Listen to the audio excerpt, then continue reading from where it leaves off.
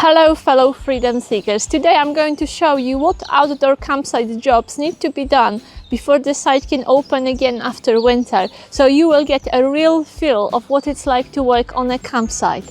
So if it's something that has value to you, if those videos interest you, if you enjoy watching our channel, please like and subscribe.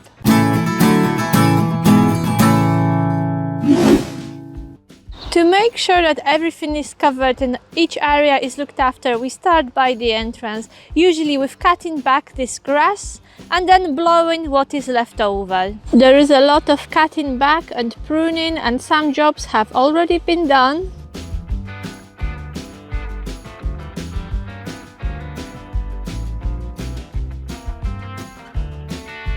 But I can assure you there is still plenty of cutting back left to do.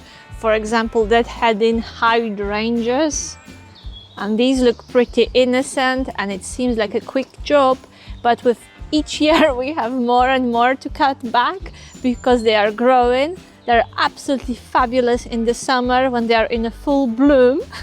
But can you imagine that each of those dead flowers will have to be cut off by hand like that?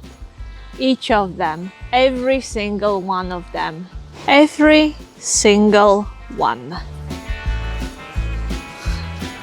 Job number 2 is picking up twigs and branches, clearing footpaths, clearing pitches, and this is quite a job too. So all this will have to be picked up by hand to make sure the mower can mow the grass. The grass has to be cleared first. And after a very windy winter, there are quite a few of those to pick up. It's quite interesting that you, as guests, you will not see any of this, because by the time you arrive, everything will be spotless, everything will be beautiful.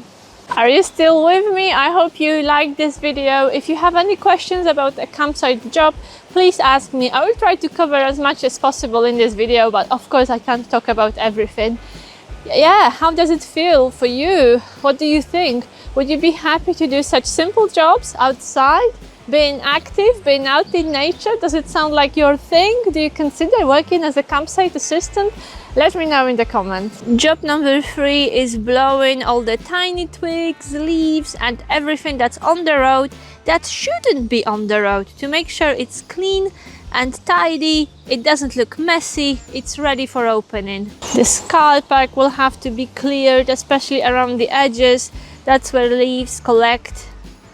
That will be all gone in a few weeks. Job number 4 is preparing hardstanding, treating weed, making sure there are no weeds, because it doesn't look nice when there are weeds growing, and people absolutely hate it. When they come to a inn, they pay for hardstanding and it's full of weeds. We can't have it, literally. We can't have any weeds here, so that's another job to do. Job number 5 is looking after grass pitches, and as much as we hate weeds and grass on hardstandings, we need lovely grass on grass pitches. And during the summer, some of those pitches got a bit used and abused, and you can see some bald patches where maybe a caravan used to be, or a tent was pitched up for a few weeks. So these are pitches left after caravans which have been moved.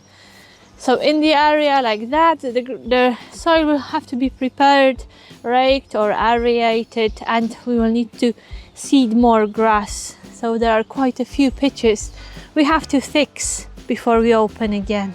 Job number 6 is removing all those tap covers from every single tap in the park and running water for at least 2 minutes to prevent a disease called legionella. So this is quite a job, because we have almost 200 pitches, almost 200 taps to open for 2 minutes, to run water through for 2 minutes. Just another spring chore. Job number 7 is treating all outside wood to make sure it doesn't have any green algae growing on it.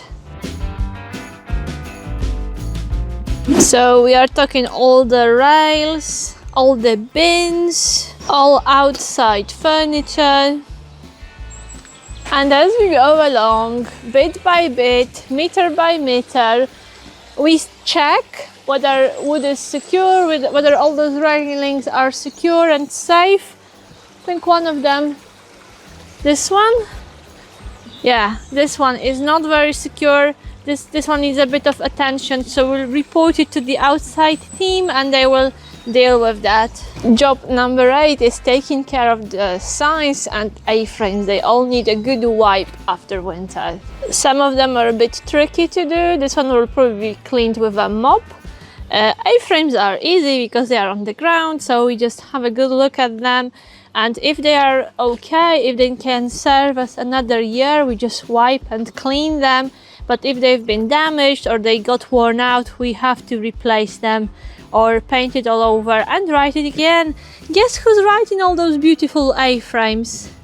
Number 9 appears quite late on our list. Are you still with me? Did you get to number 9? We are almost there. We are almost there. There are not many jobs left. Number 9 is super important, and this is really how I judge the campsite. If I'm staying on another campsite, I judge it by the state of a chemical waste and the chemical toilet. So this area will have to be cleaned, blown, disinfected after winter. The hose will have to be flushed again. So we will give it a good spring clean before we invite our customers here. This is super important. I don't know if you agree, but it's those areas like campsite toilets, chemical waste, the state of bins, probably those potentially smelliest and the most disgusting things really tell you about the site and about the quality of work is done there and care and service. So I do pay attention to the bins and chemical toilets and everything that potentially could be disgusting. But if it's cleaned often, twice, 3 times a day even, it's alright. It's a pleasure to use it and you are not dreading because you have to touch it. So let me know if you also pay attention to chemical toilet points on sites, and if you, like me, judge the site by its toilet.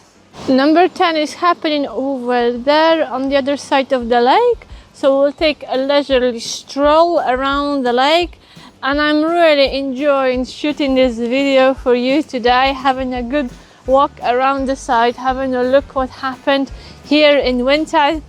I hope you enjoy watching it as much as I enjoy shooting it.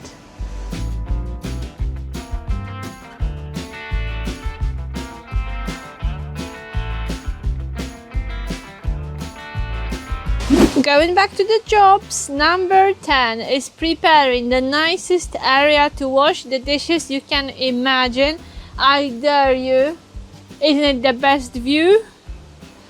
You can wash your dishes with a view, but it needs some care and attention first. So of course we will flush the taps. We will also clean the sinks, give them a good clean, check for any cobwebs, make sure that all those light bulbs are working, and if they are not working, report it to our electrician who will take care of this, making sure that it's all ready, working, it's clean and tidy for our guests to use and to enjoy washing with the view. I have to admit that this is the area where I have the most chats with our guests because this is such a nice place. It has such a nice vibe. You are around the trees, you are by the lake, you can hear the stream, and people really enjoy washing the dishes here, especially our guests from the bottom field, which is right there behind the trees. There are 2 wash-ups on this site. One is in the building and one is outside.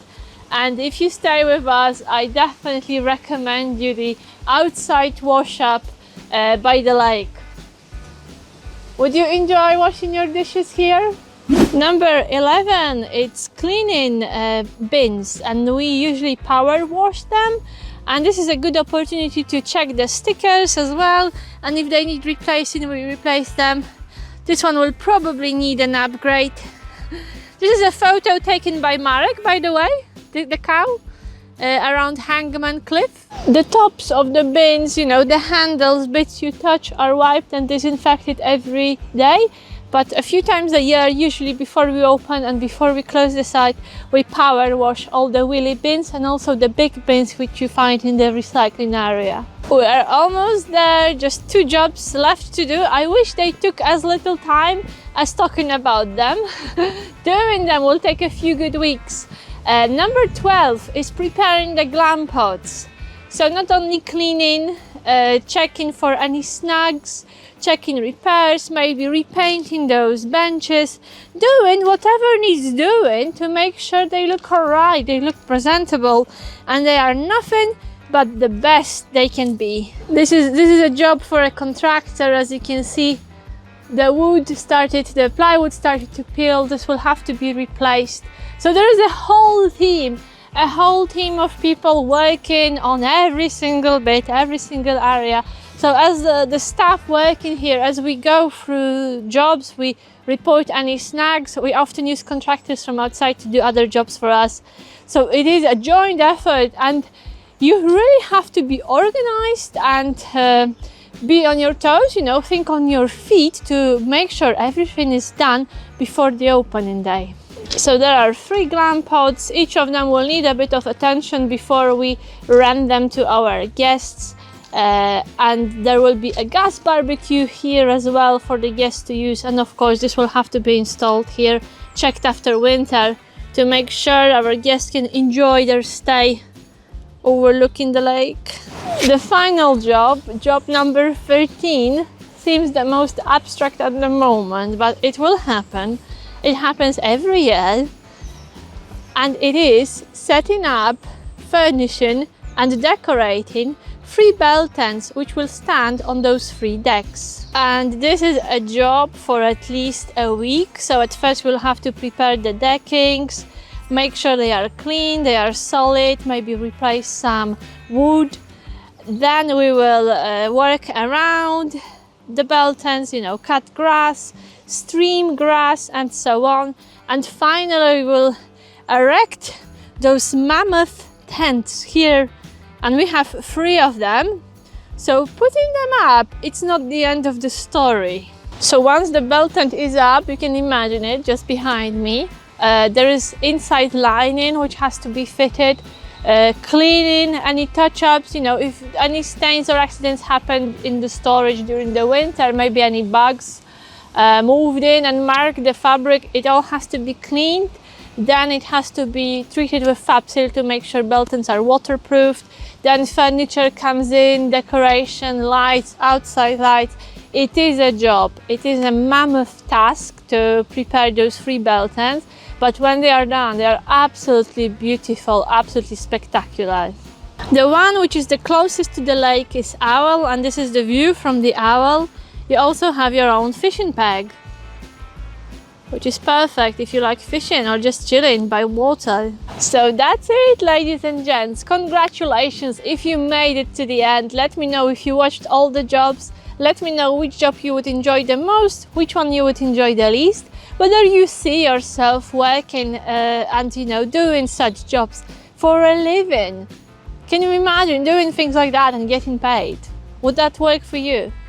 So again, if you like our videos, if they bring value to you, if they inspire you, or you simply enjoy watching them, please subscribe. And if you click the bell, you will get a notification each time we release a new video, so you will not miss out on any content. You will also get a little message when we post in the community section and when we invite you to a live stream, live Q&A, which we try to do every week on Sunday. So thank you very much for watching, ladies and gents. I'm going to enjoy the rest while I can, because as you can see, there are many jobs to do before we open the site again, and I'm looking forward to welcoming you in Mill Park. I know that some of you are already planning your stay here. If you are our subscriber and you enjoy the site, you like the look and feel of it, please visit us. But before you make a booking, drop us a little email and we will send you a discount code which will give you a 10% off your stay, even in the high season. This is a really nice perk for our subscribers, courtesy of the owners of Mill Park. Thank you very much and see you in the next video. Bye bye!